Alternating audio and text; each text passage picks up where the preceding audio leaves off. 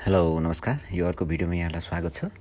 अहिले चाहिँ हामी झापा जिल्लाको दमक भन्ने ठाउँमा आएको छौँ र दमकमा आएर हामीले यो गियरवाला तान सेट गरिदिँदैछौँ। यो तानबाट चाहिँ तपाईँले विभिन्न किसिमको कपडाहरू बुन्न सक्नुहुन्छ। अब यो तान लिनुभएको हाम्रो बहिनीले चाहिँ साडी बुन्नुहुने सुरुमा, तर उहाँलाई अब अलिक तान चलाउन चाहिँ सुरुमा गाह्रो हुन्छ भनेर उहाँले अब खाडी पहिले बुन्छु सादा, यसले खाडी कपडा चाहिँ दिनमा 20 मिटर बुन्छ र त्यस पछाडि साडीहरू चाहिँ यसले फिनिसिङ राम्रो दिएर बुन्ने र तपाईँलाई गियरमा घटाएर बाक्लो पातलो गरेर बुन्न सक्नुहुन्छ। र हामीले चाहिँ यहाँ आएर अब तान सेट गरिसकेका छौँ र उहाँलाई अहिले हामीले यो जोड दिएका छौँ।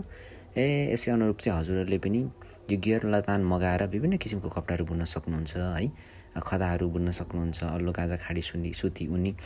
र तपाईँलाई चाहिँ अब कस्तो किसिमको चाहिँ कपडा चाहिँ बुन्न चाहनुहुन्छ हामी तपाईँलाई फ्रीमा ट्रेनिङ दिन्छौँ।